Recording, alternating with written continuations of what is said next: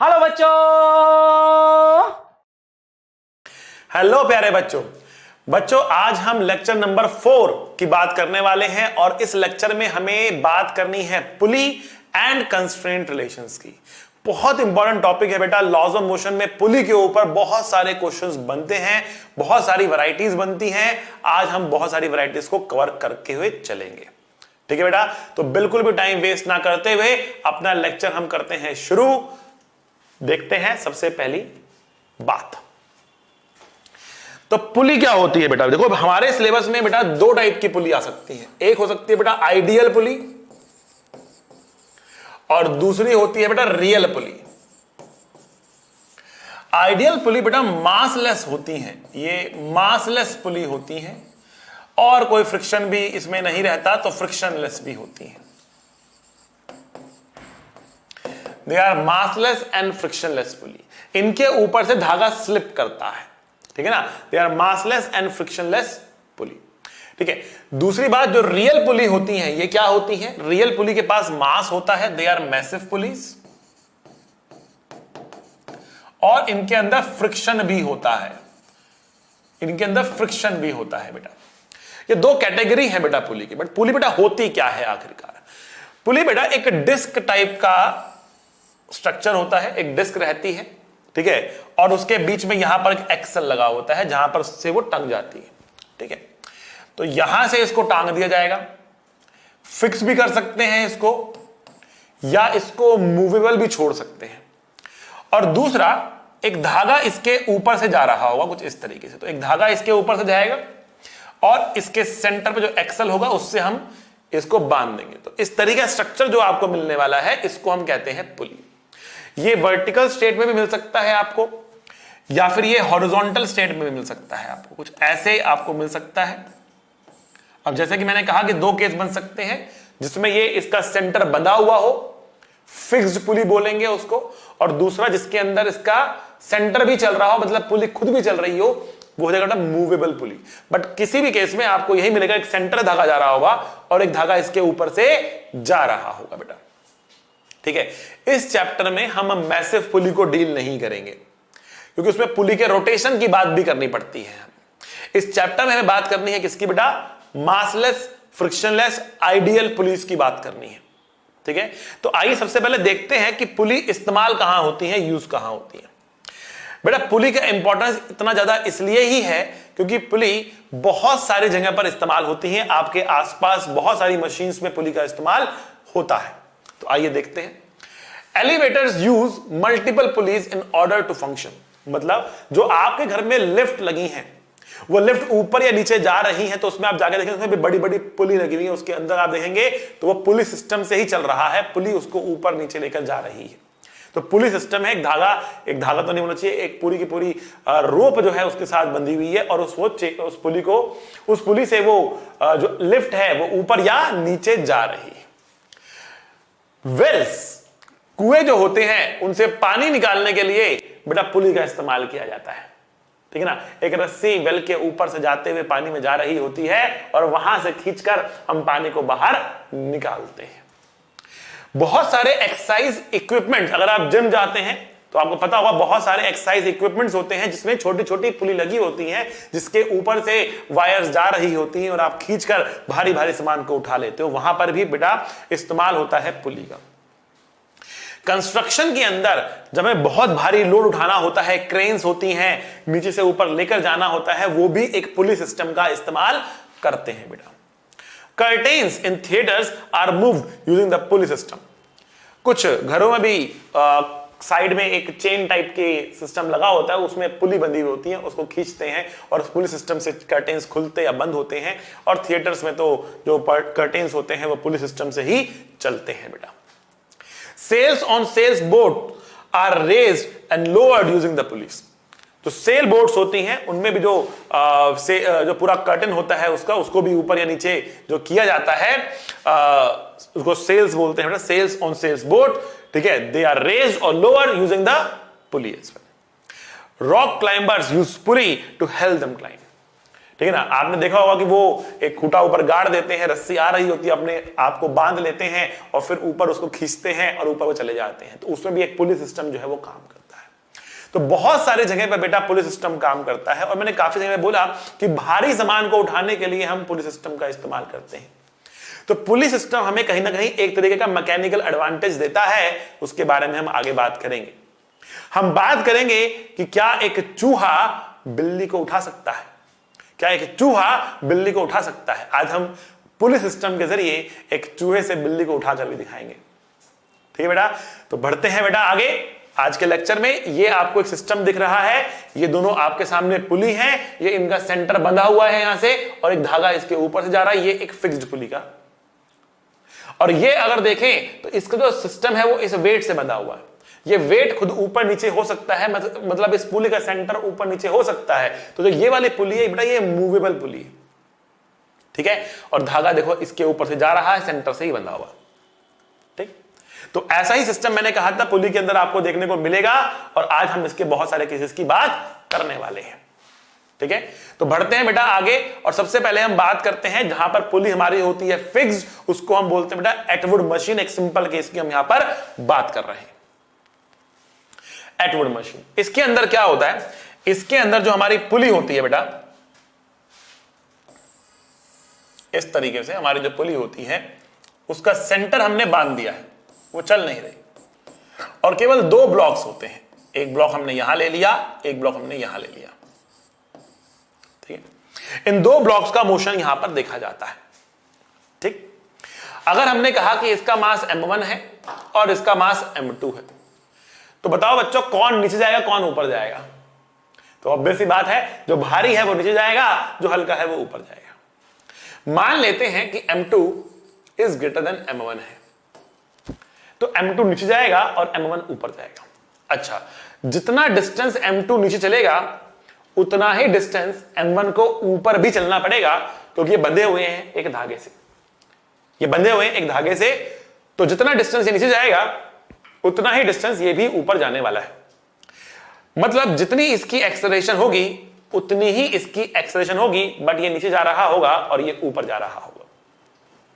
ठीक है भाई, तो अगर हम यहां पर फ्री बॉडी डायग्राम बनाते हैं तो m1 को एक तो ग्रेविटी खींच रही होगी नीचे की तरफ और दूसरा इस धागे में लगने वाली टेंशन खींच रही होगी। ध्यान रखना, tension is a pulling force, वो हमेशा पुल करता है।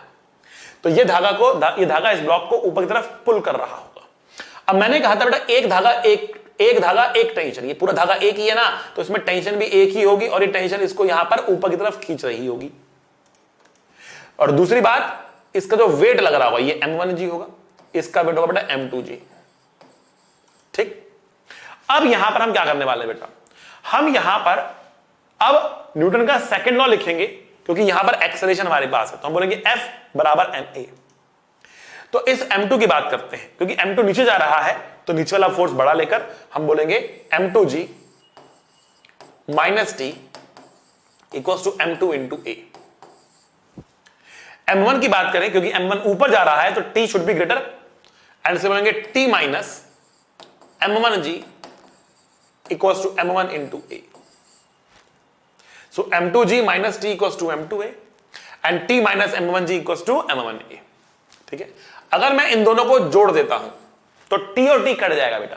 आप देखो यहां पे माइनस टी है, यहां पे प्लस टी है, t और t कट जाएगा and I will get m2g minus m1g equals to m2a plus m1a। m2g minus m1g equals to m2a plus m1a। From here a will be equals to m2 minus m1g divide by m2 plus m1। ये हमारे पास acceleration का formula आ गया बेटा। इस फॉर्मूले को आपको करना है याद एटवुड मशीन के लिए। बहुत सारे केसेस हमारे पास आएंगे जहां पर इसका इस्तेमाल करना आपको डायरेक्टली पड़ सकता है। तो ये फॉर्मूला तो न्यूमेरिकल सॉल्विंग के लिए आपको डायरेक्टली याद होना ही चाहिए। ठीक, डेरिवेशन भी आपको पता होनी चाहिए कैसे हम इक्वेशन लिखते हैं। अच्छा, अगर एक ही इस वैल्यू को मैं इस सेकंड इक्वेशन में डाल देता हूं तो मैं टी की वैल्यू को कैलकुलेट कर पाऊंगा। आइए देखते कितनी वैल्यू आएगी।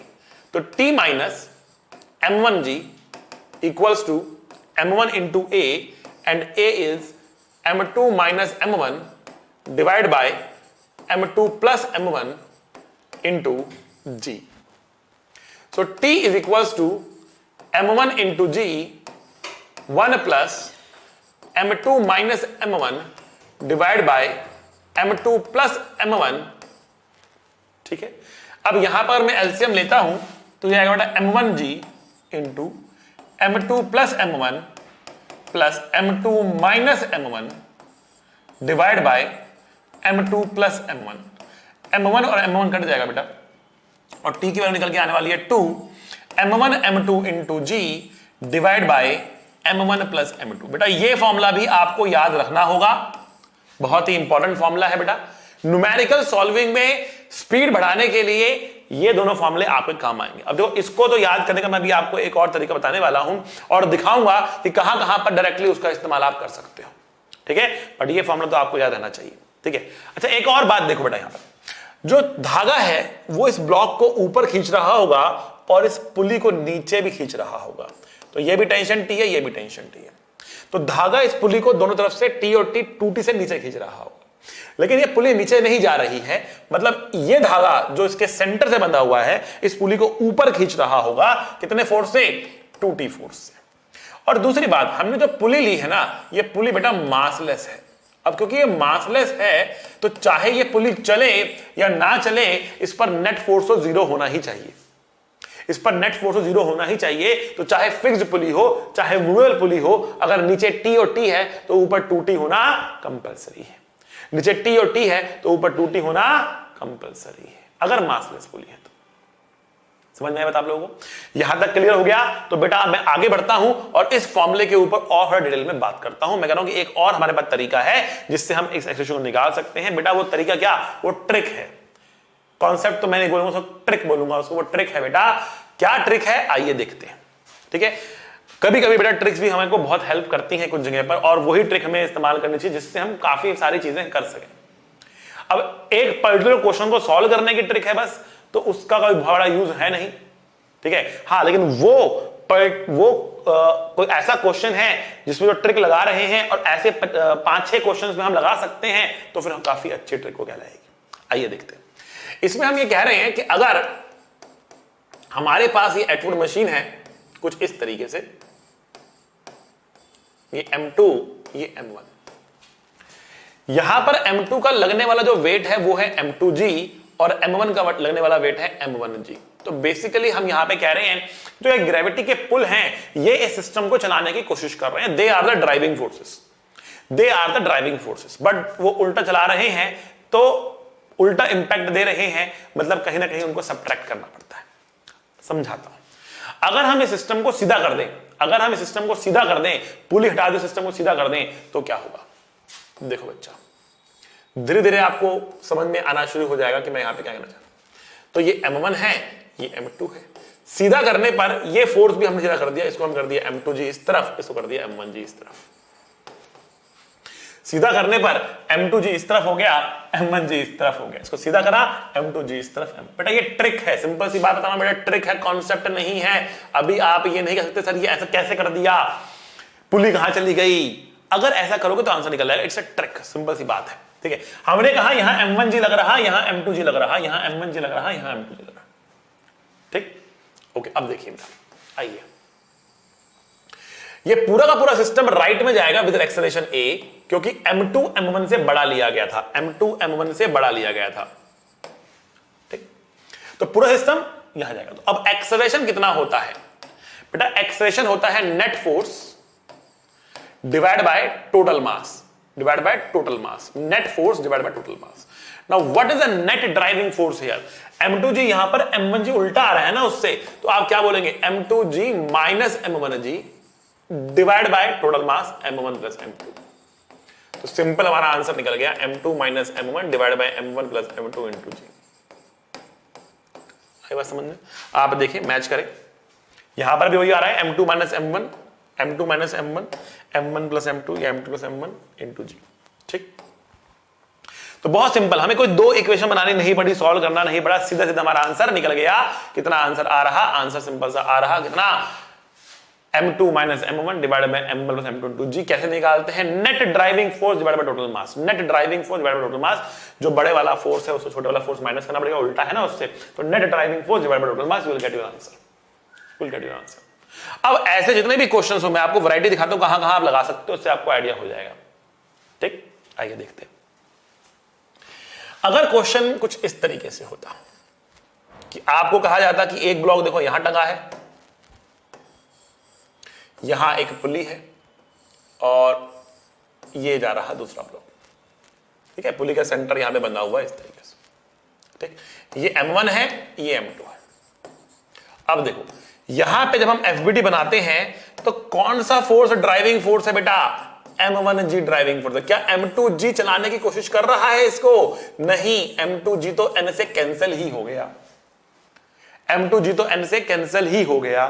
तो सीधा भी करोगे तो कैंसिल ही हो चुका है, केवल केवल m1g ही चलाने की कोशिश करेगा। तो what is the net driving force? It is m1g। m1g is a net driving force. Then what is the acceleration? Acceleration is net driving force divided by total mass. Net driving force is m1g and total mass is m1 plus m2. ये answer आ गया, बिल्कुल simple तरीके से। ठीक, अच्छा जी, और देखते हैं। अगर क्वेश्चन आपको आता कुछ इस तरीके से, देखो इस तरीके से क्वेश्चन होता,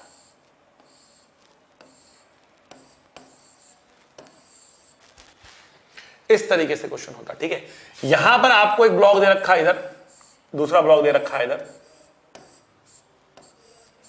ठीक है। इसका मास m1 है, इसका मास m2 है।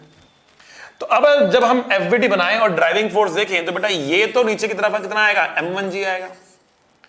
लेकिन जो इस पर m2 नीचे की तरफ लगेगा उसके दो टुकड़े होंगे, एक इस तरफ होगा और एक इस तरफ होगा। जो ये टुकड़ा है ये कितना है? ये है m2g साइन थीटा। अब याद कर लें बेटा इसको, mg के होते हैं दो component, down the inclined plane sine theta, perpendicular to cos theta, ठीक है। निकलवा चुका हूं, लास्ट क्लास में दिखा चुका हूं कैसे आता है। अगर अभी तक नहीं पता तो याद कर लें इसको, m2g sine theta, m2g cos theta. अच्छा बताओ कौन सा कंपोनेंट जो है वो नॉर्मल काट देगा? ये काट देगा। कौन बचेगा? ये बचेगा। अब मान लेते हैं कि ये इधर जा रहा है a एक्सेशन से, ये ऊपर जा रहा a एक्सेशन से, तो कौन बड़ा होना चाहिए? m2g साइन थीटा m1g से बड़ा होना चाहिए।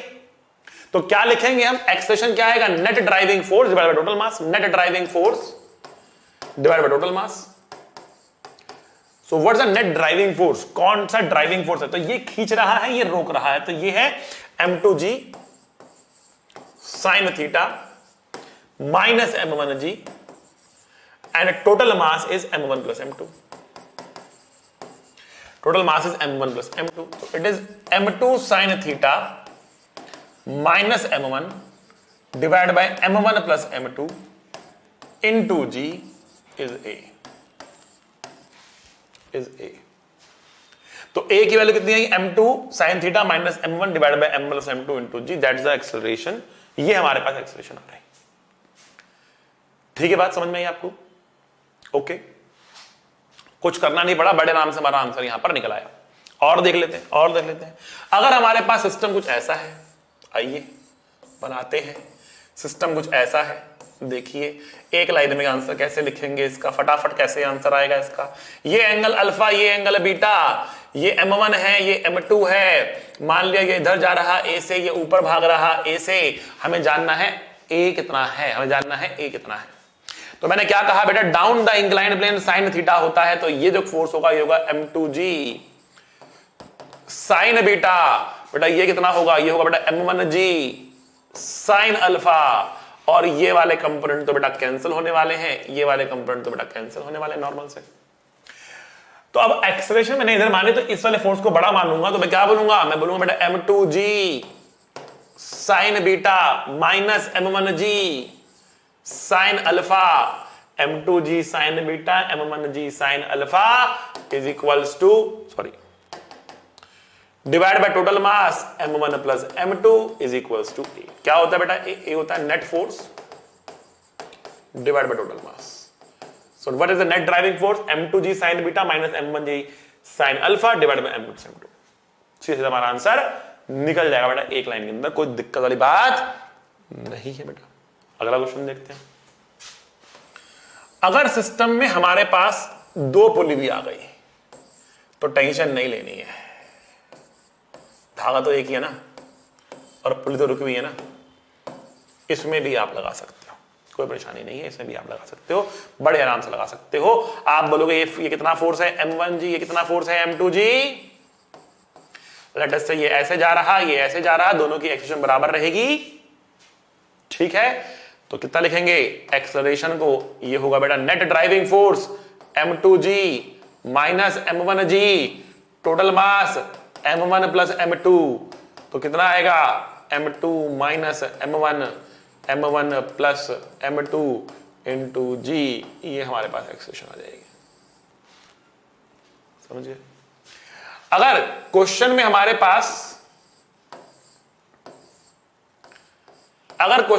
पास बीच में एक और ब्लॉक आ गया, कोई टेंशन नहीं है भैया, आने दो, आ जाने दो, कोई टेंशन नहीं है। ये M1 है, ये M2 है, ये M3 है, यहां लगा M3G, यहां लगा M1G, यहां लगा M2G, बताओ कौन सा ड्राइविंग फोर्स नहीं होगा? M2G ड्राइविंग फोर्स में नहीं आएगा, M2G ड्राइविंग फोर्स में नहीं आएगा। तो एक्सेलरेशन जब लिखा जाएगा net driving force divide by total मास, तो बताओ बेटा नेट फोर्स कितना लेंगे, नेट ड्राइविंग फोर्स लेंगे। हम अगर कहते हैं कि नीचे भाग रहा A से, तो ये आगे जा रहा A से, ये ऊपर जा रहा A से, ठीक है। तो नेट ड्राइविंग फोर्स कितना होगा बेटा M3G minus M1G, M3G minus M1G divide by total मास, मतलब M1 plus M2 plus M3, total mass है बेटा, ये भी आएगा, ध्यान रखना, ये एक्सप्रेशन आ जाएगी, समझे बात को? ठीक है भाई, बहुत बढ़िया। अगर क्वेश्चन में आपको ऐसा मिल जाए तो कितनी वैरायटी कर सकते हैं हम, तभी कहा ट्रिक वो जो काफी जगह पे काम आए। और ऐसा नहीं बेटा कॉन्सेप्ट से नहीं कर सकते, करोगे लंबा जाएगा, इक्वेशन बनाओगे, बार बार सॉल्व करोगे, उसमें मजा आता है, वो भी कर सकते हो, ठीक है। खैर, लेकिन हम मजे लेने नहीं आए हैं भाई, समझने आए हैं। हम सबका एम एक है कि सिलेक्शन हो, आपका सिलेक्शन हो, ठीक। जब एफबीडी बनाओगे बेटा, नीचे लगेगा mg, यहां लगेगा mg, यहां लगेगा mg, what is the net driving force, tension नहीं है ड्राइविंग फोर्स, ये mg ड्राइविंग फोर्स है आपके, ठीक है। तो यहां भी mg, यहां भी mg, तो यहां पे लग रहा है 2mg, यहां लग रहा है mg, so what is the acceleration, net driving force mg 2mg minus mg divided by m plus m 3m, ठीक है। so it will be like 2mg minus mg divided by 3m, mm cut गया, g by 3 is the answer, g by 3 is the answer। Acceleration तो निकल जाएगी, tension निकालना है तो फिर आपको फॉर्मूला लगाना पड़ेगा, ठीक है। तो मैं पूछ रहा आपसे यहां पर टेंशन कितनी होगी बच्चा, यहां टेंशन कितनी होगी, तो आप बोलोगे यहां पर टेंशन ऊपर की तरफ इसको खींच रही होगी, T मान लेते हैं, और ये नीचे जा रहा, इसकी एक्सेलरेशन कितनी है, g/3 है। तो इसके ऊपर अगर मैं न्यूटन का नियम लगा दूं, न्यूटन का सेकंड लॉ लगा दूं, तो क्या बोलूंगा, net force divide by mass into acceleration बोलूंगा ना। What is the net force, net force पे कितना है, नीचे की तरफ mg, ऊपर की तरफ t, तो क्या बोलूंगा mg माइनस t बोलूंगा, इक्वल्स टू मास कितना m, a कितना g/3, आई बात समझ में, mg माइनस mg/3, मजा आ रहा है तो बच्चा ठोको ताली, 3mg माइनस mg/3 कितना आएगा, 2mg/3 is the tension, 2mg/3 will be the tension, ठीक है ना। mg minus t is m into a कितना g/3, तो t कितना mg माइनस mg/3 मतलब 2mg/3, ये हमारा टेंशन आ गया। क्लियर है बच्चा, समझ में आई आपको? ये टेंशन हम इस तरीके से निकाल सकते हैं। टेंशन के लिए फिर एक इक्वेशन में काम हमारा बन जाएगा। फिक्स्ड पुली है, सिस्टम सिंपल सिस्टम चल रहा, एटवुड मशीन इसको कहते हैं, एटवुड मशीन इसको कहते हैं। लेकिन अगर मूवेबल पुली हो गई, अगर पुली मूव करना शुरू कर दे, अगर मूवेबल पुली हो गई, तो आपको लगाना पड़ता है बेटा कंस्ट्रेंट रिलेशन। अब ये कंस्ट्रेंट रिलेशन क्या होता है, थोड़ा सा हम उसकी बात कर सकते हैं, थोड़ा सा हम उसकी बात अब कर सकते हैं। आइए कंस्ट्रेंट का मतलब क्या होता है? What is the meaning of constraint? तो बेटा कंस्ट्रेंट का मतलब होता है बंधा हुआ, किसी रूल रेगुलेशन से बंधा हुआ, वो कंस्ट्रेंट है, जकड़ा हुआ है, रिस्ट्रिक्टेड है, उसको बोलते हैं बंधा हुआ। ठीक, जैसे कि सिंपल एग्जांपल समझते हैं, बहुत सिंपल एग्जांपल समझते हैं बेटा। दो ब्लॉक्स हमारे पास, इसका मास m1, इसका मास m2। अगर मैं इसको आगे x1 लेके जाऊंगा तो ये आगे x2 जाएगा, मान लेते हैं। अगर मैं कहता हूं if I give you a condition, if the string remains taut और टाइट, ठीक है ना, स्ट्रिंग जो है वो टाइट रहती है, तो बताओ x1 x2 में क्या रिलेशन है? तो अब एक कंस्ट्रेंट ये आ गया कि धागा जो है वो ढीला नहीं पड़ रहा है, धागा टाइट चल रहा है। दूसरा धागा मतलब इलोंगेट भी नहीं कर रहा है, स्प्रिंग की तरह ऐसे बढ़ नहीं रहा है। मैंने पहले बोला कि जो धागा हम लेने वाले हैं वो इनएक्सटेंसिबल धागा है, ठीक है ना।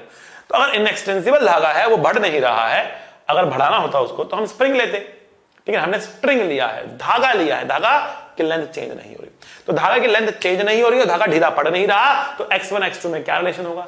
तो आप देखते ही छूटते ही बोलोगे सर जितना आगे वाला आगे जाएगा पीछे भी उतना वाला ही चलेगा, x1 should be equal to x2 होना चाहिए। तो बेटा जो ये रिलेशन आया ना, इसको ही बोलते हैं कंस्ट्रेंट रिलेशन। ये डिस्प्लेसमेंट में भी आ सकता है दोनों ब्लॉक्स की, या फिर ये इनको डिफरेंशिएट करो तो आप v1 बराबर v2 बोल सकते हो, एक्सेलरेशन को बोलो तो a1 बराबर a2 बोल सकते हो, ठीक है। ये सब क्या है बेटा? ये कंस्ट्रेंट रिलेशन ही है। लेकिन बहुत ही सिंपल सिस्टम था, बहुत ही सिंपल सिस्टम था, देखा और आपने आंसर बता दिया सर इसका ये होना चाहिए। लेकिन जब कॉम्प्लिकेटेड सिस्टम हो जाता है, जब कॉम्प्लिकेटेड सिस्टम हो जाता है तब कैसे अपना आंसर दोगे? जब कॉम्प्लिकेटेड सिस्टम हो जाता है तब अपना आंसर आप कैसे दोगे, ठीक है ना।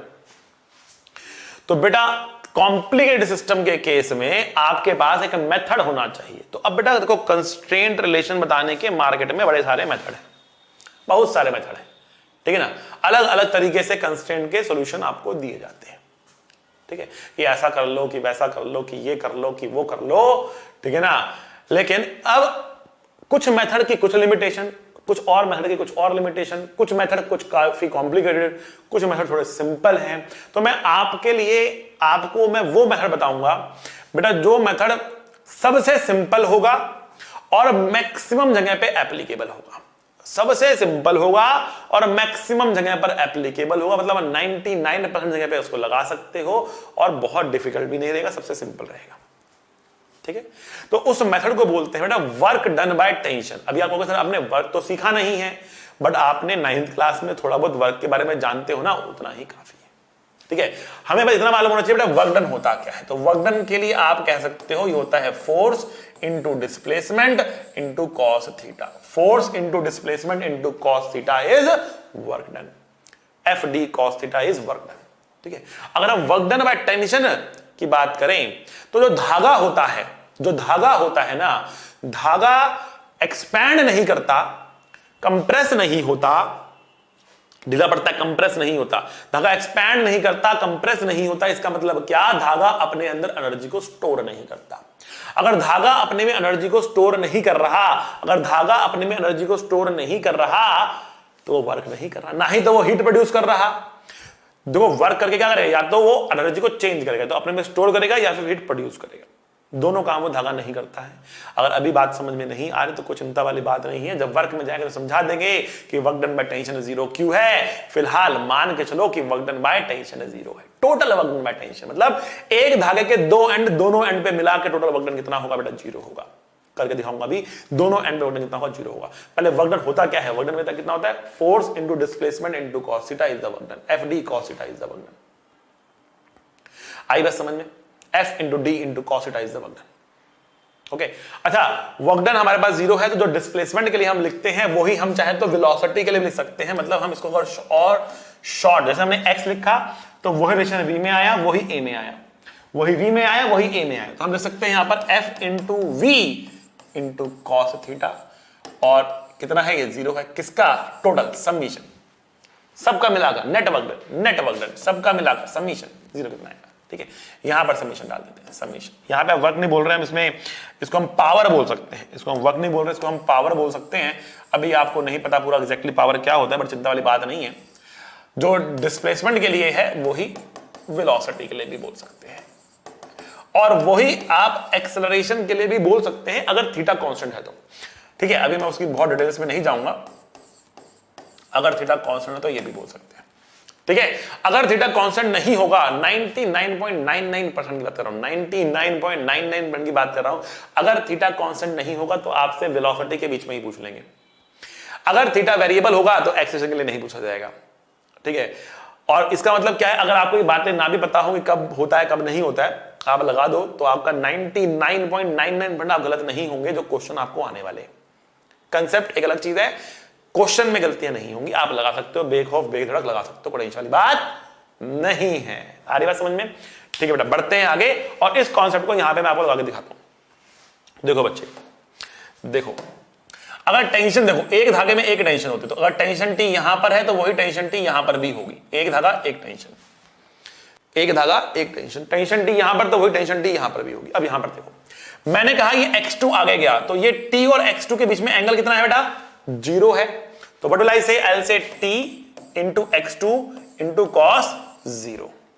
अब देखो x1 और t में कितना एंगल बेटा? 180 डिग्री का एंगल। तो क्या लिखूंगा बेटा? प्लस t, ये x2 था, x1 cos 180।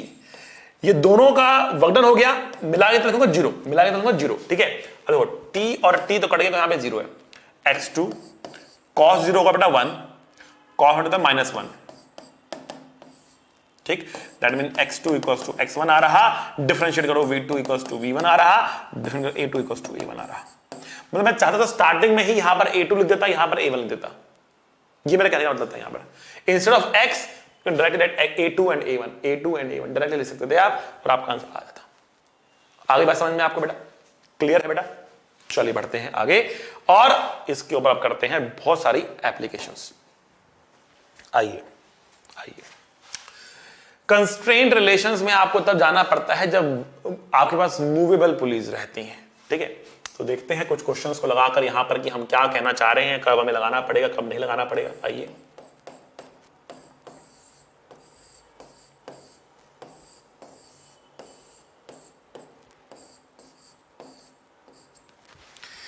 ठीक है बेटा, कंस्ट्रेंट क्या होता है यहां पे? कंस्ट्रेंट बेटा ये होता है कि जो धागे की लेंथ होती है ना, ये कांस्टेंट होती है और धागा टाइट रहता है। धागे की लेंथ कांस्टेंट होती है और धागा टाइट रहता है, दैट इज अ कंस्ट्रेंट। धागे की लेंथ कांस्टेंट है, धागा टाइट रहता है। स्टार्टिंग होता है आपको, दैट इज अ कंस्ट्रेंट है।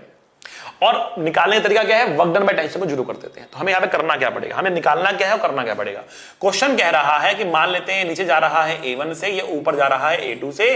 क्वेश्चन कह रहा है find the relation between A1 and A2। Find the relation between A1 and A2। A1 और A2 के बीच में आपको रिलेशन निकालना है। तो आपको करना क्या है? आपको सबसे पहले टेंशन को डिनोट करना होगा। तो देखो बेटा, एक धागा एक टेंशन, ये सबसे लंबा धागा आपके पास दिख रहा है ना, इस पूरे धागे में टेंशन सेम रहेगी। तो अगर इसमें टेंशन T ऊपर है तो यहां पर भी टेंशन T ऊपर ही होगी और यहां पर भी टेंशन T ऊपर ही होगी। तो यहां टेंशन 2T नीचे होगी और यहां पर टेंशन 2T ऊपर होगी। ठीक, और यहां आते हैं, इसको हमने ऊपर A2 माना है, इसको हमने नीचे A1 माना। अब देखिए बेटा, इस वाले ब्लॉक पर ध्यान देना, इस वाले ब्लॉक पर टेंशन ऊपर लग रही है, इस वाले ब्लॉक पर भी टेंशन ऊपर लग रही है, दोनों पे टेंशन ऊपर, बट इस पर T लग रही है, इस पर 2T लग रही है, इस पर T लग रही है, इस पर 2T लग रही है। तो यहां पे कितना वर्क डन लिखा जाएगा? अब आपको सिर्फ वर्क डन में x होना चाहिए। मैंने क्या कहा? x की जगह पर आप a ले सकते हो अगर आपको a में पूछा गया है। आप x की जगह पे a लिख सकते हो अगर आपको a में पूछा गया है। तो ठीक है बेटा, तो t इंटू a2 क्या बोलोगे? t into a2। अब देखो कितना एंगल है इनके बीच में? cos 0। t into a2 cos 0, t into a2 cos 0। हम क्या लगा रहे हैं? हम लगा रहे हैं summation t into a is 0।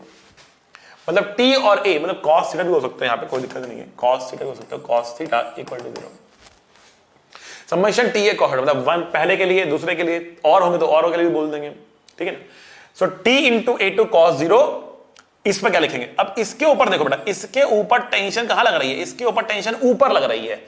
पुली पे नहीं, पुली की बात नहीं कर रहे हैं हम, ब्लॉक की बात कर रहे हैं। ब्लॉक पर टेंशन ऊपर लग रही है और एक्सेलरेशन नीचे है, ठीक है। तो इनके बीच में एंगल 180 है, ठीक है। तो T 2T into A1 cos 180 equal to 0, ठीक है। cos 0 बटा होता है 1,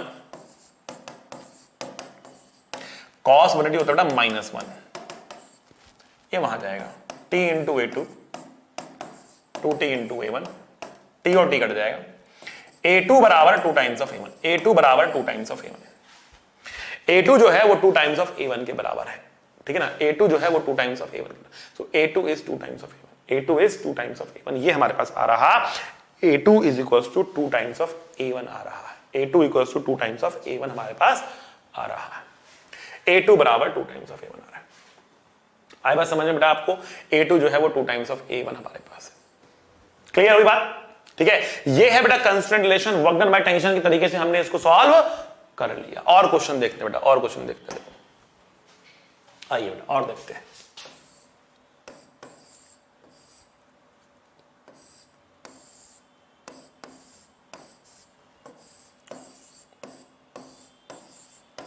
बढ़िया से कॉपी पेन लेके बैठो, साथ साथ आप ड्रॉ करो, पॉज करो, सॉल्व करो। तो मान लेते हैं नीचे जा रहा है A1 एक्सेलरेशन से, ये ऊपर जा रहा है A2 एक्सेलरेशन से। क्वेश्चन है find relation between A1 and A2। A1 और A2 के बीच में आपको रिलेशन बताना है, कितना कितना आएगा। Find relation between A1 and A2, A1 और A2 के बीच में क्या रिलेशन होगा, ये आपको बताना है, ये आपको बताना है। So how to solve this question, इस क्वेश्चन को कैसे सॉल्व करें, how to solve this question, इस क्वेश्चन को कैसे सॉल्व किया जाएगा, ठीक है ना। इस क्वेश्चन को कैसे सॉल्व किया जाएगा, देखो बच्चे। तो solve this question what will do, हमें सबसे पहले टेंशन को फैलाना है। तो सबसे लंबा धागा हमें दिख रहा है ना, ये वाला है, तो इसमें टेंशन T मान लेते हैं। तो अगर टेंशन यहां पर T है तो एक धागा एक टेंशन, यहां भी T होगी, यहां भी T होगी, यहां भी T होगी, यहां भी T होगी और यहां भी T होगी। अब यहां कितनी होगी बेटा, यहां T और यहां T, तो यहां पे बेटा 2T होगी, यहां पर 2T होगी, ठीक है। तो कितना हुआ बेटा 2T और T, 2T T, कितना हुआ 2T 4T plus T 5T। इस वाले पे 5T ऊपर लग रहा, इस वाले पे 5T ऊपर लग रहा, A1 नीचे है। तो अब तो आपको समझ में आ गया होगा, टेंशन ऊपर एक्सेशन नहीं तो नेगेटिव आना है, एंगल 180 तो -1 लगता है। तो इसलिए क्या लिखेंगे, हम लिखेंगे 5T into A1 negative, 5T into A1 negative. यहां क्या लिखेंगे, T भी ऊपर A2 भी ऊपर, T भी ऊपर A2 भी ऊपर, क्या लिखेंगे बेटा प्लस T इंटू A2 बराबर क्या लिखेंगे बेटा 0 लिखेंगे। 5T into A1 negative, T into A2 0, T और T कट गया, A2 की वैल्यू कितनी आ गई, A2 की वैल्यू आ गई 5A1, A2 की वैल्यू कितनी आ गई बेटा 5A1 आ गई। आ रही बात समझ में? A2 की वैल्यू 5A1 हमारे सामने बेहतरीन तरीके से आ चुकी है, बेहतरीन तरीके से आ चुकी है। क्लियर है, क्लियर है बेटा? चलो बेटा आगे बढ़ते हैं और अगला क्वेश्चन देखते हैं। अगर कुछ एंगल्स की हम बात कर लें, कुछ एंगल्स को लेकर आते हैं, कुछ एंगल्स की बात कर लें, तो मान लेते हैं हमारे पास ये एक ब्लॉक है, ऐसे रखा है, एक सरफेस है और ये ब्लॉक ऐसे जा रहा है, ये एक सरफेस है। अगर ये ब्लॉक नीचे आता है तो इसको यहां जाना पड़ेगा, यस और नो? तो मान लेते हैं नीचे जा रहा है V1 से। अब आप ध्यान देना, मैंने V पूछा है, ये नहीं पूछा है, ठीक है। क्वेश्चन ही नहीं पूछेगा आपसे, टेंशन वाली बात ही नहीं है। थीटा बदल रहा है ना, आप ये V2 है, ये नीचे जा रहा है V1 से, ये इधर जा रहा V2 से। ये V1 है, ये V2 है, ये V1 है, ये V2 है, इनके बीच में रिलेशन निकालना है आपको। रिलेशन क्या होगा, find relation between V1 and V2, find relation between V1 and V2, V1 V2 में रिलेशन बताइए, ठीक है। क्या करना है बेटा, टेंशन को फैलाओ। आपको होगे बेटा यहां पर टेंशन कितनी T, एक धागा एक टेंशन है तो यहां पर धागा खींच रहा टी से, यहां पर एंगल है 180 तो लिखेंगे माइनस टी इंटू V1। यहां एंगल है बेटा थीटा तो यहां लिखेंगे plus T into V2 cos theta बराबर करेंगे 0 के, बराबर करेंगे 0 के। क्या बोलेंगे T into V2 cos theta बराबर करेंगे किसके 0 के। टी और टी कटेगा V1 equals to V2 cos theta आएगा और आपका रिलेशन आपके सामने आ गया, आपका रिलेशन आपके सामने आ जाएगा। ठीक है ना।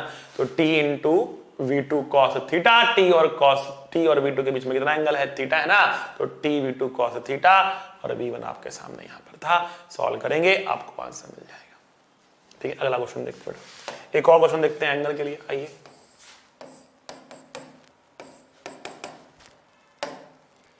बढ़िया बेहतरीन क्वेश्चन।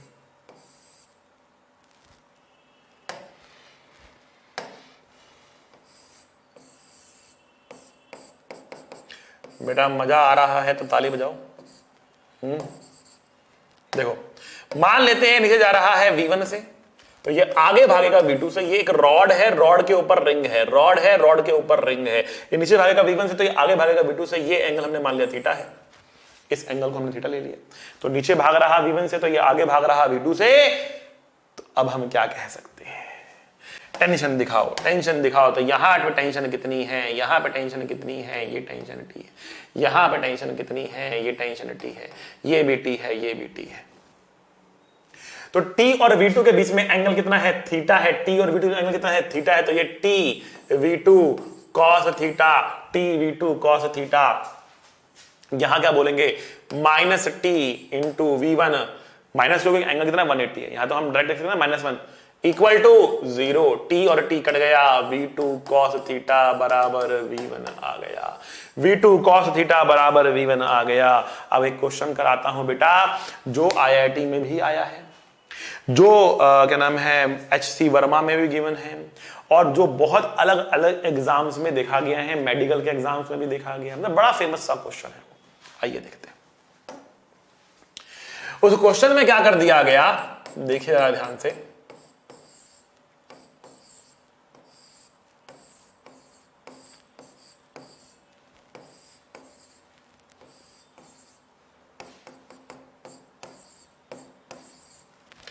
कहा यह गया कि देखो ये वाला एंड नीचे खींचा जा रहा है यू से और ये वाला एंड भी नीचे खींचा जा रहा है यू से। बताओ इस एंड की रफ्तार कितनी होगी। जो ये ब्लॉक है ये ऊपर किस रफ्तार से जाएगा, क्योंकि सिमेट्रिक है, इनको नीचे खींचोगे तो ये ऊपर भागेगा। कोई और रास्ता इसके पास नहीं है, कोई और रास्ता इसके पास नहीं है। ठीक है, तो कैसे भागेगा देखते हैं।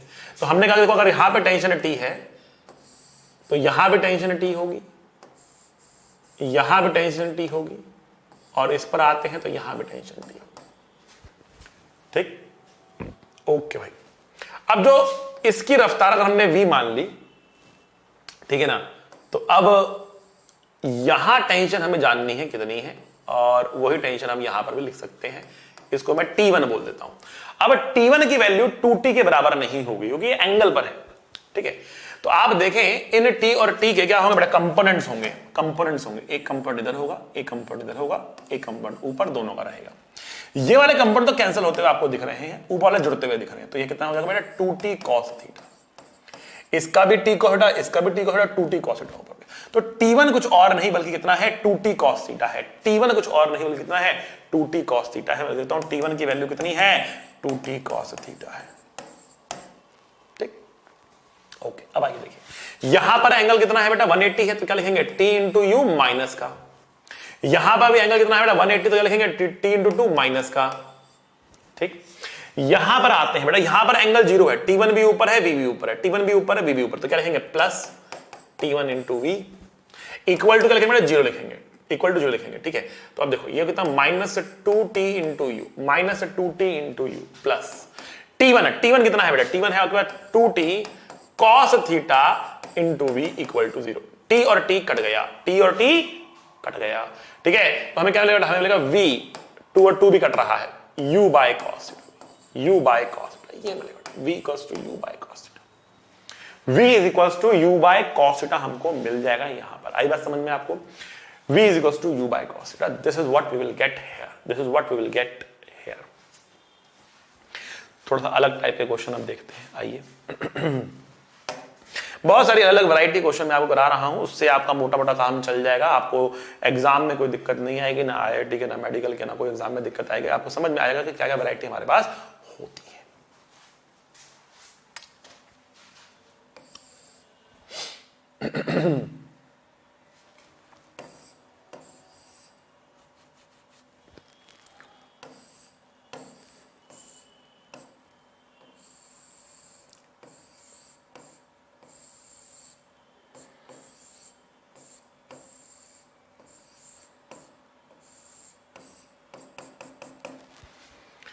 कुछ इस तरह का क्वेश्चन है बेटा।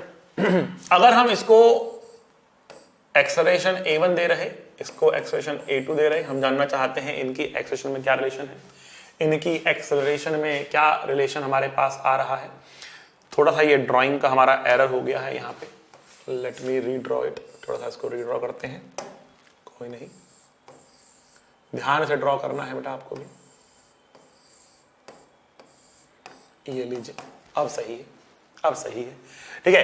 इनकी एक्सेलरेशन का रिलेशन निकालना है। करना वही है बेटा, टेंशन के आप सबसे पहले आपने कहा ये पूरा एक ही धागा है, ये पूरा एक ही धागा है, तो अगर यहां पे टेंशन T है तो यहां पर भी टेंशन T, यहां पर भी टेंशन T, यहां पर भी टेंशन T, यहां पर भी टेंशन T, यहां भी टेंशन T, यहां पर टेंशन। इसके ऊपर कितनी टेंशन लग रही? T T T T 4T लग रही है इस पर टोटल। इसमें कितनी लग रही है? T T T 3T लग रही है, इसमें 3T लग रही है, ठीक है, बस खत्म बात। 4T लग रही है A2, सेम डायरेक्शन में है, 4T इंटू A2। 3T लग रही है उल्टी डायरेक्शन में है, तो -3T इंटू A1 बराबर 0। T और T कट गया, कितना आया? 4। A2 बराबर 3, A1 आया हमारे पास, A2 बराबर 3/4, A1 आया हमारे पास। आई बात समझ में आपको? ऐसे लिख सकते हैं, ऐसे। क्लियर है बेटा? आइए आगे बढ़ते हैं, थोड़ा और आगे बढ़ते हैं। मैं कहता हट के क्वेश्चन करने वाले हैं हम, आइए।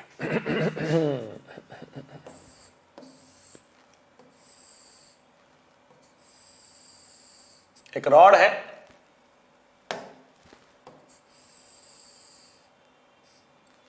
एक रॉड है, इस तरीके से रखी है, इसकी कुछ लेंथ L होगी, ये एंगल थीटा है।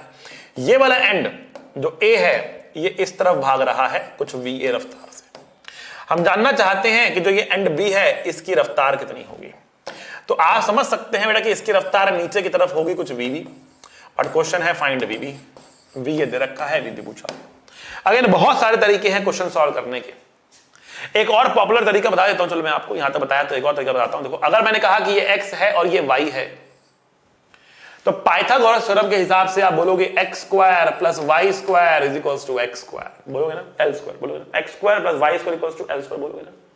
If I differentiate what I will get 2x dx by dt, जिसका हाथ डिफरेंशिएशन में तंग है, चिंता ना करें, मेथड नंबर 2 बताऊंगा, बहुत सिंपल रहेगा। L तो कांस्टेंट है ना, L तो बदल नहीं रहा, तो उसका डिफरेंशिएशन आएगा 0, ठीक है बेटा। अब देखो ये आगे भाग रहा है, मतलब x बढ़ रहा है, I can say dx by dt is nothing but v। ये नीचे आ रहा है, y घट रहा है, मतलब I can say dy by dt is nothing but minus dy by dt is nothing but vb। तो पुट करते हैं, 2 और 2 तो कट रहा, x dx by dt is va, dy by dt is minus vb equal to 0। तो vb is nothing but va x by y, x by y। So tell me what is x by y? What is x by y? X by y is base upon perpendicular, that means cot theta। अब बहुत सारे बच्चों की फूल गई होगी सांस कि sir समझ में नहीं आ रहा है ये क्या हो रहा है, तो बड़ा डिफरेंशिएशन कर दिया, कुछ आसान तरीका बताओ, समझ में नहीं आ रहा, बढ़िया नहीं लग रहा, कुछ आसान तरीका बताओ। ठीक है भाई, कुछ आसान बताते हैं, लगाते हैं अपना वर्क मेथड यहां पर वापस से। देखो बेटा, हमने कहा था कि धागे के अंदर कंस्ट्रेंट क्या था, धागे में कंस्ट्रेंट था ना तो वो छोटा हो रहा है ना तो वो बड़ा हो रहा है, उसकी लेंथ क्या है, फिक्स्ड है और वो टाइट है। रॉड भी ना छोटी हो रही ना बड़ी हो रही, रॉड भी फिक्स्ड है बेटा। तो उसको एक धागा मान लिया जाए, एक तरह का धागा ही मान लिया जाए इसको, तो हम कह सकते हैं कि इस धागे में टेंशन ऐसे और यहां पर टेंशन ऐसे होगी, बोल सकते हैं। अब यहां देखो, यहां कितना एंगल है, ये एंगल होगा बेटा कितना 90 माइनस थीटा, और ये एंगल कितना है बेटा 180 माइनस थीटा। ये है 90 माइनस थीटा और ये है 180 minus theta. 90 minus theta 180 minus theta. ठीक, तो देखते हैं, आइए पॉइंट ए की बात करते हैं। तो यहां पे टेंशन इधर और वी ए इधर, तो टी इंटू वी एंड कितना एंगल है cos 180 minus theta, cos T V A cos 180 minus theta, T V A cos 180 minus theta. वहां पर बात करते हैं तो क्या लिखेंगे, वहां पर बात करते हैं तो लिखेंगे plus T V B cos 90 minus theta equal to 0, equal to 0। ठीक है, तो क्या रखो, टी और टी कट रहा है, टी और टी कट रहा है। ठीक, cos 180 माइनस थीटा क्या होगा, सेकंड क्वाड्रेंट में cos नेगेटिव होता है ना, तो माइनस cos थीटा आएगा, तो बोलेंगे minus cos theta. cos 90 minus theta is sin theta plus VB sin theta बराबर 0 0। तो वीबी कितना आया, VA cot theta, VB equals to VA cot theta, VB equals to VA cot theta.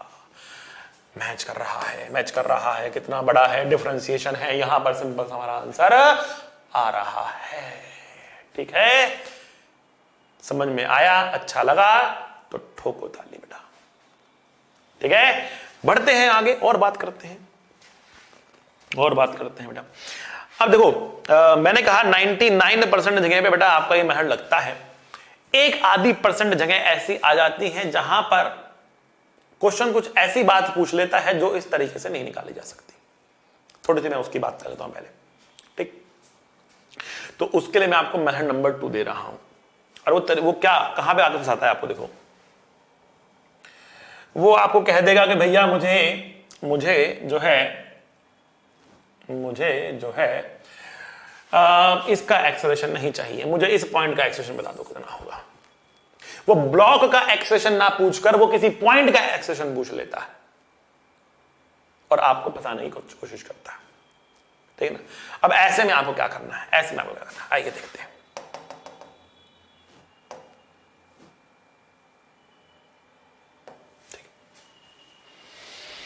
देखिए बेटा, जब ऐसा कुछ वो करने की कोशिश करे तो आपको मैं एक और मूवेबल पुली के लिए मेथड नंबर 2 दे रहा हूं। मेथड नंबर 2, मेथड नंबर 2 क्या कह रहा है, देखिए ये बढ़िया है, देखते हैं। मेथड नंबर 2 ये कह रहा है कि देखो एक पुली जो भी आपके पास रहेगी उसमें से एक बीच में धागा जाएगा और एक धागा इस तरीके से जा रहा होगा। ठीक, जो बीच वाला है वो पुली की एक्सेलरेशन देता है, साइड वाला इन धागों की एक्सेलरेशन देता है। तो मैंने मान लिया कि इसकी एक्सेलरेशन A1 है, इसकी एक्सेलरेशन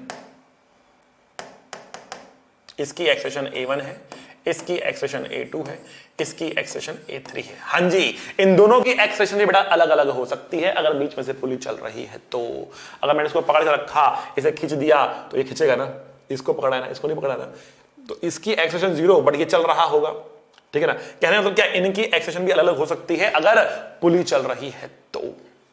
तो अब डेरिवेशन नहीं दे रहा हूं, स्कूल में डेरिवेशन नहीं पूछेंगे, रिजल्ट आपको करना होगा याद। क्या करना है आपको, रिजल्ट याद। तो ये बीच वाला है A2, ये साइड वालों का एवरेज होता है, A1 plus A3 divide by 2 होता है, A1 plus A3 divide by 2 होता है। A2 A1 plus A3 divide by 2 होता है, इसका सम डिवाइड बाई 2 होता है, और ये आपको विद साइन लिखना होगा। विद साइन मतलब सारे मैंने ऊपर लिए इसलिए मैंने पॉजिटिव लिखा, जो नीचे लेता उसको नेगेटिव लेता। किसी भी एक डायरेक्शन को पॉजिटिव मानते हुए लिख सकते हो, आप सारों को नेगेटिव लिख सकते हो, कोई दिक्कत वाली बात नहीं, कट जाएगा नेगेटिव साइन। तो एक डायरेक्शन को पॉजिटिव मानोगे, दूसरी डायरेक्शन के लिए लिख सकते हो। अब देखो जैसे कि फॉर एग्जांपल मान लेते हैं ये वेलोसिटी के लिए भी होगा, डिस्प्लेसमेंट के लिए होगा, एक्सेलरेशन के लिए होगा। मान लेते हैं इस पॉइंट का एक्सेलरेशन दे रखा है 10 मीटर पर सेकंड स्क्वायर, ये नीचे दे दिया आपको एक्सेलरेशन 2 मीटर पर सेकंड स्क्वायर, और आपसे पूछ लिया बताओ इस पॉइंट का एक्सेलरेशन कितना होगा, इस पॉइंट का एक्सेलरेशन कितना होगा, ये आपसे पूछ लिया गया। कैसे करोगे सॉल्व, कैसे करोगे सॉल्व। तो मैंने कहा कि मान लेते हैं ऊपर वाली डायरेक्शन को पॉजिटिव ले लेते हैं, बीच वाला 10 है पॉजिटिव, साइड वाला ये कितना है, ये कितना है बेटा, ये -2 है, कितना है -2 है। इस वाले को A ले लो, अपने आप पॉजिटिव नेगेटिव निकल के आएगा, A ले लो। ठीक है, डिवाइड बाई 2 कितना आएगा बेटा, A कितना आएगा आपको 20 + 2 दैट मींस कितना 20 + 2 कितना 22 मीटर पर सेकंड स्क्वायर। पॉजिटिव आ रहा मतलब ऊपर वाली डायरेक्शन में 22 मीटर पर सेकंड स्क्वायर की इसकी होगी एक्सेलरेशन, 22 मीटर पर सेकंड स्क्वायर की इसकी एक्सेलरेशन आ रही होगी। इस तरीके से आपसे क्वेश्चन को पूछा जा सकता है, ठीक है ना। कहीं पर भी पूछेंगे तो आप निकाल सकते हो इसकी एक्सेलरेशन सर इतनी होने वाली है, इस पॉइंट की एक्सेलरेशन इतनी होने वाली है, ठीक है। तो ये एक और चीज है जो कि आप लोगों को मालूम होनी चाहिए, ठीक है। बात करते हैं आगे, बात करते हैं बेटा आगे। देखो अब मैं आपके सामने कंस्ट्रेंट रिलेशन के ऊपर एक और क्वेश्चन जो है वो रख रहा हूं, ठीक है। और क्वेश्चन क्या कॉन्सेप्ट रख रहा हूं, ठीक है। उस कॉन्सेप्ट को हम बोलते हैं बेटा मैकेनिकल एडवांटेज। क्या बोलते हैं? Mechanical advantage.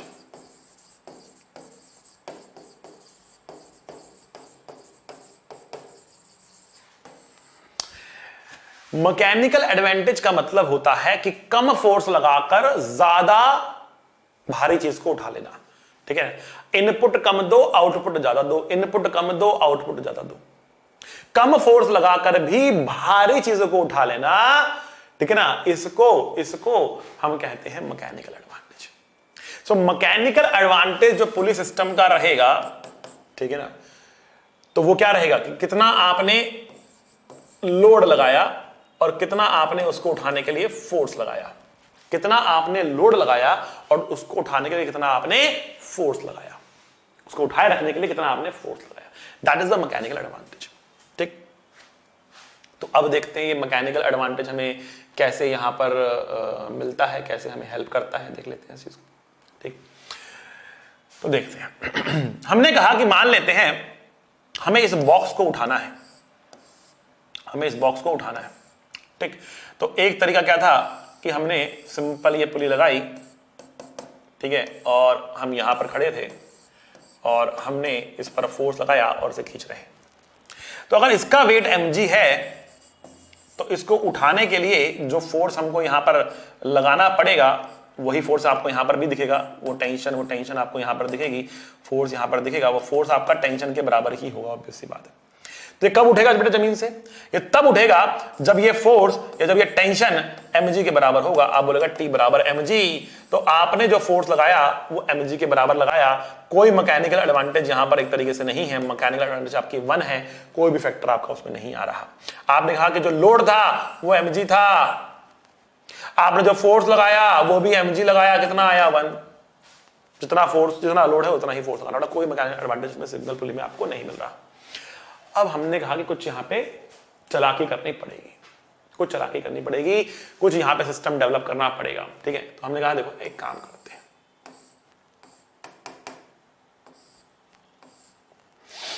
हम एक और पुली लेकर आ गए यहां पर, हम एक और पुली लेकर आ गए यहां पर। हमने कहा कि एक और पुली को यहां पर बांध देते हैं इस तरीके से, ठीक है। अब ये लोड हमने यहां लगा दिया, वही मास इसका है, और यहां पे हम खड़े हैं और इसको हम उठाना चाह रहे हैं, इसको हम उठाना चाह रहे हैं, ठीक है ना।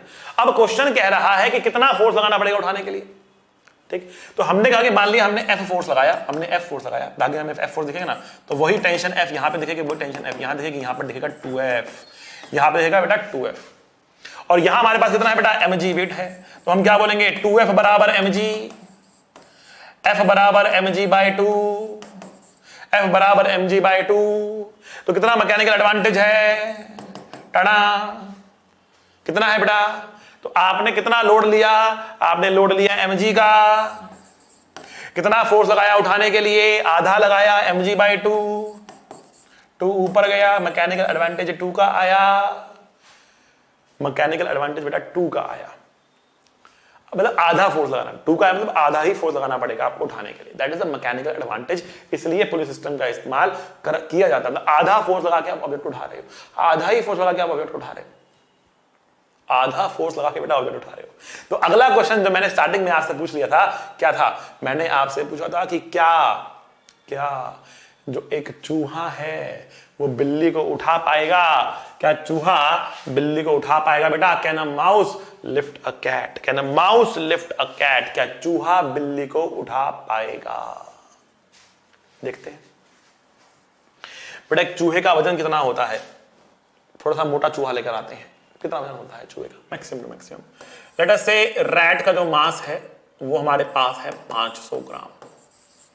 कितना ग्राम? आधा किलो का चूहा हमारे पास, अच्छा सा मोटा तगड़ा चूहा है, आधा किलो का चूहा है, ठीक है। और कैट का मास कितना है? लेट अस से कैट का मास हमारे पास जो है वो है 5 kg।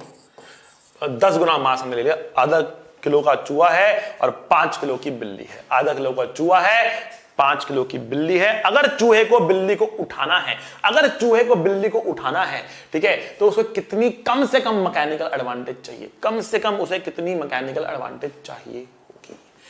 चूहे को बिल्ली को उठाने के लिए, रैट को कैट को उठाने के लिए, चूहे को बिल्ली को उठाने के लिए जो मैकेनिकल एडवांटेज चाहिए होगी, तो हमारा लोड होगा क्या?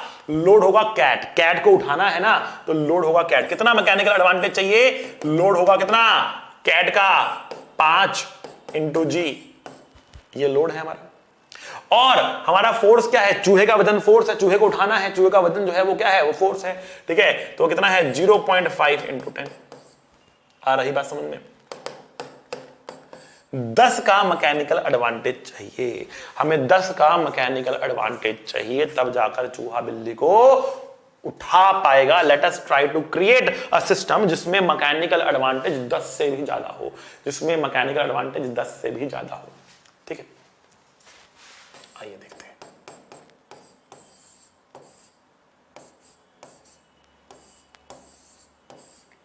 ऑब्वियसली हमें मल्टीपल पुली का सहारा लेना पड़ सकता है।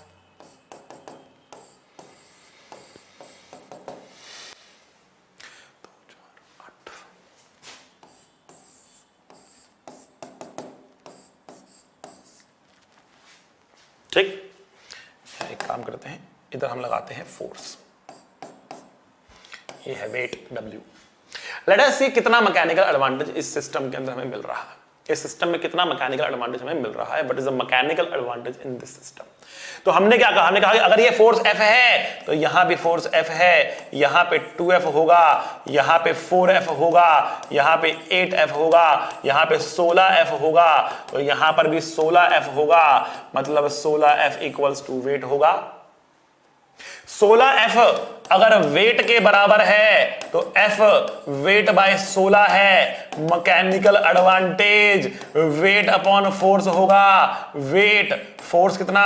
वेट अपॉन 16, मतलब 16 का मैकेनिकल एडवांटेज मिल रहा। अगर इस चूहे को यहां टांगूंगा, चूहा नीचे जाएगा, बिल्ली ऊपर जाएगी। कहने का मतलब क्या हुआ? कहने का मतलब यह हुआ कि अगर मैंने यहां पर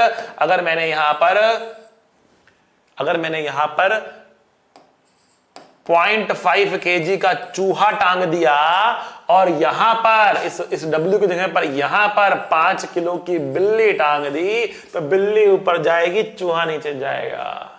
बिल्ली ऊपर जाएगी और चूहा नीचे जाएगा। चूहा नीचे जा रहा होगा, बिल्ली ऊपर जा रही होगी, बिल्ली उठ रही होगी, चूहा नीचे जा रहा होगा, मतलब चूहे ने बिल्ली को उठा लिया, चूहे ने बिल्ली को उठा लिया। ये है बेटा पुली सिस्टम की ताकत। ये बेटा पुली सिस्टम की ताकत। हम क्यों पढ़ रहे हैं पुली? ये कारण था हम पढ़ रहे हैं पुली। मजा आया तो बेटा ठोको ताली, मजा आया तो बेटा ठोको ताली, ठीक है ना बेटा। चलो भैया आगे बढ़ते हैं। Challenger from previous lecture. Previous lecture से चैलेंजर जो थे हमारे उनको उठा लेते हैं बेटा। तो एक चैलेंजर मैंने आपको यहां पर दिया था, एक चैलेंजर मैंने आपको यहां पर दिया था बेटा, और वो चैलेंजर कुछ इस प्रकार से था कि हमारे पास एक रोप है इस तरीके से जो हैंग कर रही है। इसका मास m है, दोनों एंगल पर एंगल थीटा ही बन रहा है, और इस पॉइंट A पर और इस पॉइंट B पर हमें टेंशन बतानी है कितनी कितनी होगी। ठीक, तो सबसे पहले पूरे के पूरे रोप का हम FBD बना लेते हैं। जब पूरी रोप का FBD बनाया जाएगा, आइए देखते हैं, जब पूरी रोप का FBD बनाया जाएगा तो यहां पर एक फोर्स F लगेगा, यहां पर एक फोर्स F लगेगा, और ये एंगल थीटा रहेगा, ये एंगल थीटा रहेगा, ये एंगल थीटा रहेगा, ये एंगल थीटा रहेगा। समझ गए? थीटा थीटा थीटा थीटा मेरे पास आ जाएगा। ओके, तो जो ये फोर्स F है, जो ये फोर्स हमारे पास F है ना, इसके दो कंपोनेंट होंगे, इधर और इधर दो कंपोनेंट रहेंगे, इसके भी दो कंपोनेंट रहेंगे, ऐसे और ऐसे। यहाँ पे कंपोनेंट रहेंगे ऐसे ऐसे, यहाँ पे कंपोनेंट रहेंगे ऐसे ऐसे। ठीक है। अच्छा यहां पर, अच्छा दोनों तरफ फोर्स बराबर क्यों होगा? क्योंकि सिमेट्री है बेटा, बिल्कुल सिमेट्रिक है, कोई डिफरेंस नहीं है, ये और ये कोई डिफरेंस नहीं है, इसलिए फोर्स बराबर रहेगा। और इसका एक वेट भी तो रहेगा mg। तो आइए इस फोर्स को टुकड़ों में तोड़ देते हैं। एक टुकड़ा बेटा इस तरफ होगा, कितना होगा? F cos theta. एक टुकड़ा बेटा ऊपर होगा, कितना होगा बेटा? F sin theta. सिमिलरली यहां पर क्या होगा? इस तरफ कितना होगा बेटा? F cos theta. इस तरफ कितना होगा बेटा? F sin theta. ये और ये कट गया, दोनों कट गए। ऊपर F sin theta, F sin नीचे mg। तो क्या लिखेंगे बेटा? 2F sin थीटा बराबर mg लिखेंगे। 2F sin थीटा बराबर mg लिखेंगे। F की value mg by 2 sin theta लिखेंगे। ये हमारे पास F की वैल्यू आ गई, ये हमारे पास F की वैल्यू आ गई। ठीक है बेटा, बात समझ में आई? अब अगर आपको B पर निकालना है तो आपको आधे का FBD बनाना पड़ेगा बेटा, आधे का FBD बनाना पड़ेगा। ये आधे का FBD बनाना पड़ेगा। तो आधे में जो वजन है यहां पर ये mg बाय 2 लगेगा, और यहां जो टेंशन हमने लिखी उसके दो कंपोनेंट तो हमारे पास वही रहेंगे। एक कंपोनेंट बेटा इस तरफ लगेगा, कितना? F या T कुछ भी बोल लो, F या T कुछ भी बोल लो, F cos theta and F sin theta. ठीक है, और एक टेंशन T यहां लगेगी, एक टेंशन T यहां लगेगी। तो अब देखो ये भी इक्विलिब्रियम में है, तो हम ऊपर वाला फोर्स मतलब ये दोनों को बराबर करेंगे तो हमारा F निकल के आएगा ये, और इन दोनों को बराबर करके लिखेंगे F cos थीटा बराबर T। F cos थीटा बराबर T, और F की वैल्यू कितनी है हमारे पास? mg बाय 2 sin थीटा है, और cos थीटा से मल्टीप्लाई करेंगे बराबर T हमको मिलेगा। तो ये हमारे पास आंसर आ जाएगा, mg बाय 2 cot थीटा हमारे पास आंसर आ जाएगा। ये आंसर था आपके चैलेंजर का। इस तरीके से क्वेश्चन सॉल्व होगा, बहुत बेहतरीन क्वेश्चन है बेटा। बढ़ते हैं आगे, आइए। अब ये क्वेश्चन जो था ये भी बहुत बेहतरीन क्वेश्चन है। देखो इसमें गलती करते हैं बच्चे बहुत ज्यादा, ठीक है ना। क्वेश्चन ये था कि यहां पर हमारे पास वॉल है, ये एक हमारे पास फ्लोर है, ये एंगल 37 डिग्री का बना हुआ है, इसके बीच में एक डिस्क रख के हम इसको दबा रहे, 10 न्यूटन का फोर्स लगा दिया, मास 2 kg के बराबर हमारे पास है। पॉइंट 1 और पॉइंट 2 पे जो नॉर्मल रिएक्शन लग रहा होगा वो हमको निकालना है। पॉइंट 1 और पॉइंट 2 पे लगने वाला नॉर्मल रिएक्शन हमको निकालना है। तो हमने कहा कि देखो यहां पर फोर्स कितना लगेगा, इसका वेट लगेगा कितना? 20 न्यूटन का वेट लगेगा। यहां पर नॉर्मल लगेगा बेटा N1, यहां नॉर्मल लगेगा बेटा N2। बच्चा कहता है N2 = 20, बच्चा कहता है बेटा N2 = 20, बिल्कुल गलत है।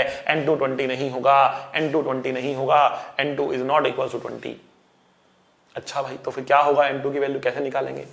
तो देखो बेटा यहां पर N2 की वैल्यू 20 क्यों नहीं है? बिकॉज ये जो दीवार है ना, ये इसको इस डायरेक्शन में फोर्स लगा रही है, ये इसको इस डायरेक्शन में फोर्स लगा रही है, मतलब नीचे की तरफ फोर्स लगा रही है, जिसकी वजह से N2 बढ़ रहा होगा, जिसकी वजह से N2 बढ़ रहा होगा। ठीक है ना, ये दीवार इसको नीचे दबाएगी तो N2 बढ़ रहा होगा। तो हमें ये देखना पड़ेगा दीवार उसको कितने फोर्स से दबा रही है, तो उसके लिए हमें ये एंगल चाहिए हो। तो मैंने क्या कहा था बेटा, क्या शॉर्टकट मेथड बताया था कि जो एंगल इंक्लाइंड प्लेन हॉरिजॉन्टल से बनाता है वही एंगल नॉर्मल वर्टिकल से बनाता है, मतलब ये एंगल भी 37 डिग्री आ जाएगा। अब देखो बेटा इस नॉर्मल के दो टुकड़े होंगे, इस नॉर्मल के दो टुकड़े होंगे, एक इस तरफ एक इस तरफ। ये होगा बेटा n cos 37, n1 cos 37, n1 sin 37। ये होगा बेटा आपके पास 20 न्यूटन, ये होगा बेटा आपका n2, और ये एक भूल गए हम यहां पर एक और 10 न्यूटन। ये फोर्सेस रहेंगे हमारे पास। ठीक है, तो अब देखो बेटा ऊपर की तरफ लग रहा है n2, नीचे की तरफ लग रहा n1 cos 37 n20। तो क्या लिखेंगे बेटा? n2 बराबर n1 cos 37 बेटा 4/5 होता है, याद करना है आपको। cos 37 4/5 होता है, sin 37 3/5 होता है। सो n2 बराबर n1 cos 37 प्लस 20 होगा, और n1 sin 37 कितना होगा बेटा? 3/5 बराबर 10 होगा। तो सबसे पहले n1 की वैल्यू यहां से निकाल लेते हैं। n1 की वैल्यू कितनी आ रही बेटा? 50/3 आ रही, और n1 की वैल्यू को यहां पुट करेंगे तो n2 की वैल्यू मिलेगी कितनी आएगी बेटा? n2 की वैल्यू आएगी n1 जो कितना है 50/3 है, इंटू 4/5 प्लस कितना आ रहा? 20 आ रहा, ये 10 हो गया, तो 40 प्लस 60 डिवाइड बाय 3 100/3। ये हमारा आंसर है। ऐसे कैलकुलेशन करेंगे बेटा, कैलकुलेशन तो आप फटाफट कर सकते हो, दिक्कत वाली बात नहीं है। मेजर चीज क्या है कि आप एफबीडी में गलती ना करें। सुंदर डायग्राम जो आप बना रहे हैं वो गलत नहीं होना चाहिए, सारे फोर्सेस प्रॉपर्ली दिखाने हैं, बिना कैलकुलेशन के n2 को mg नहीं लिख देना है, वो करोगे तो गलत हो जाएगा। सारे फोर्स दिखाओ और सॉल्व करो, बेहतरीन तरीके से आपका आंसर निकल कर आएगा। ठीक है बच्चा? तो बेटा आज के लिए इतना ही काफी है। अगले लेक्चर में हम लोग मिलेंगे तो आगे बात करेंगे। पढ़ते रहिए। Thank you, tata, bye bye. पढ़ाई करते रहें। All the very best.